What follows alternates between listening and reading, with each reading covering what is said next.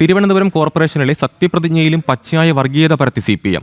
BJP കൗൺസിലർമാർ ദൈവങ്ങളുടെ നാമത്തിൽ സത്യപ്രതിജ്ഞ ചെയ്തതിൽ പരാതി. അള്ളാഹുവിന്റെ നാമത്തിൽ സത്യപ്രതിജ്ഞ ചെയ്തതിനെപ്പറ്റി പരാതിയിൽ പരാമർശമില്ല.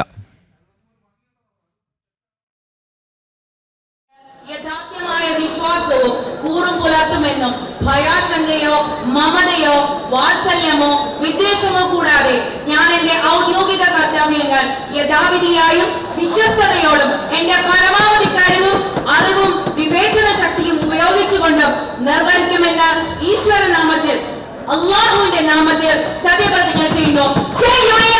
തിരുവനന്തപുരം മുനിസിപ്പൽ കോർപ്പറേഷനിലെ കൗൺസിലറായി തിരഞ്ഞെടുക്കപ്പെട്ട സജീന ടീച്ചർ എന്ന ഞാൻ നിയമാനുസരണം നടപ്പാക്കിയ ഇന്ത്യൻ ഭരണഘടനയോട് യഥാർത്ഥമായ വിശ്വാസവും കൂറും പുലർത്തുമെന്നും ഭയാശങ്കയോ മമതയോ വാത്സല്യമോ വിദ്വേഷമോ കൂടാതെ ഞാൻ എന്റെ ഔദ്യോഗിക കർത്തവ്യങ്ങൾ യഥാവിധിയായും വിശ്വസ്തയോടും എന്റെ പരമാവധി കഴിവും അറിവും വിവേചന ശക്തിയും ഉപയോഗിച്ചുകൊണ്ട് നിർവഹിക്കുമെന്ന് അല്ലാഹുവിന്റെ നാമത്തിൽ സത്യപ്രതിജ്ഞ ചെയ്തുകൊള്ളുന്നു.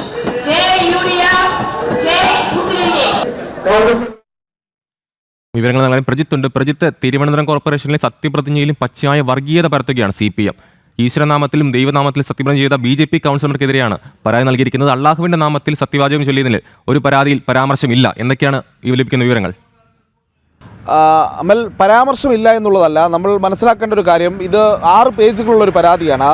ഈ പരാതിയിൽ ആദ്യഘട്ടത്തിൽ, അതായത് അതിൻ്റെ രണ്ടാമത്തെ പേജിൽ ഇങ്ങനെ കൃത്യമായി വിവിധ ദൈവങ്ങളുടെ പേരിൽ, പ്രത്യേകിച്ച് ആറ്റുകാലമ്മ, പത്മനാഭസ്വാമി, അതുപോലെ സ്വാമി അയ്യപ്പൻ തുടങ്ങിയിട്ടുള്ള പേരുകളിൽ സത്യപ്രതിജ്ഞ ചെയ്തിരിക്കുന്നു. അതിനൊപ്പം അള്ളാഹുവിൻ്റെ പേരും ഇതിൽ ഉപയോഗിച്ചിട്ടുണ്ട് എന്നടക്കമുള്ള കാര്യങ്ങൾ ആ ഭാഗത്ത് പറയുന്നുണ്ട്.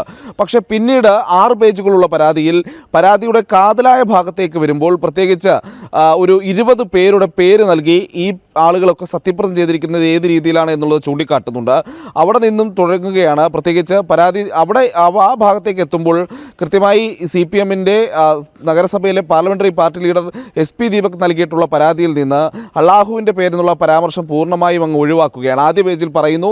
പക്ഷേ പരാതിയുടെ കാതലായ ഭാഗത്തേക്ക് വരുമ്പോൾ ആറ്റുകാലമ്മയുടെയും പത്മനാഭസ്വാമിയുടെയും അല്ലെങ്കിൽ അയ്യപ്പൻ്റെയും ഒക്കെ പേരിൽ സത്യപ്രതിജ്ഞ ചെയ്തവർക്കെതിരെയാണ് ആ ഘട്ടത്തിൽ CPM പരാമർശിക്കുന്നത് എന്നുള്ളതാണ് മനസ്സിലാക്കേണ്ടത്. അതോടൊപ്പം 20 പേരുകൾ നൽകിയിട്ടുണ്ട്. ഈ 20 പേരുകളെയും അയോഗ്യരാക്കണമെന്നും CPM ആവശ്യപ്പെടുന്നു. CPM ആവശ്യപ്പെടുന്ന 20 പേരും BJPയുടെ സ്ഥാനാർത്ഥികളായി മത്സരിച്ച് ജയിച്ച് സത്യപ്രതിജ്ഞ ചെയ്തവരാണ്.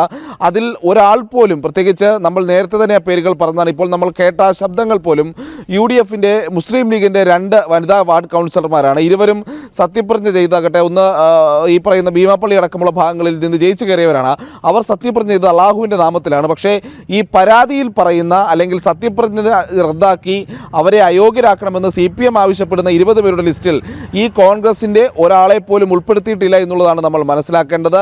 പകരം BJPയുടെ 20 വാർഡ് കൗൺസിലർമാരെയും സത്യപ്രതിജ്ഞ റദ്ദാക്കണമെന്നും അവരെ അയോഗ്യരാക്കണമെന്നും CPM ആവശ്യപ്പെടുന്നു. അപ്പോൾ സ്വാഭാവികമായും പരാതിയുടെ ആദ്യഘട്ടത്തിൽ അള്ളാഹുവിൻ്റെ പേര് അടക്കമുള്ള കാര്യങ്ങൾ ഉപയോഗിച്ചു എന്നുള്ള മെൻഷൻ വരികയും പിന്നീട് നടപടിയെടുക്കണമെന്ന് ആവശ്യപ്പെടുന്ന ഭാഗത്ത് നിന്ന് അത് ഒഴിവാക്കുകയും ചെയ്യുമ്പോൾ കാണുമ്പോൾ കൃത്യമായും മനഃപൂർവ്വം തന്നെയാണ് CPM അത് ചെയ്തത് എന്നുള്ളത് നമുക്ക് മനസ്സിലാകും.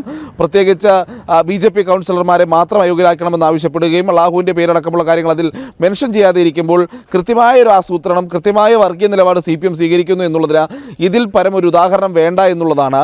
ഒരു വിഭാഗത്തിൻ്റെ മാത്രം വിശ്വാസ പാരമ്പര്യങ്ങളെ ഇത്തരം ചടങ്ങുകളിലേക്ക് കൊണ്ടുവരുമ്പോൾ അല്ലെങ്കിൽ ഇത്തരം ചടങ്ങുകളിൽ ഉയർത്തിക്കാട്ടുമ്പോൾ അതിനെതിരെ നിലപാട് സ്വീകരിക്കുന്നു.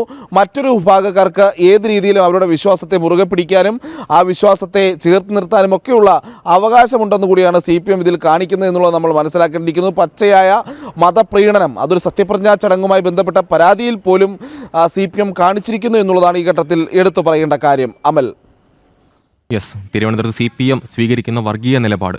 BJP കൗൺസിലർമാർ ദൈവങ്ങളുടെ നാമത്തിൽ സത്യപ്രതിജ്ഞ ചെയ്തതിൽ പരാതി നൽകി അള്ളാഹുവിന്റെ നാമത്തിൽ സത്യപ്രതിജ്ഞ ചെയ്തതിനെ പറ്റി പരാതിയിൽ പരാമർശമില്ല. വിവരങ്ങൾ നൽകുകയായിരുന്നു തിരുവനന്തപുരത്തും പ്രജിത്ത് മോഹനൻ.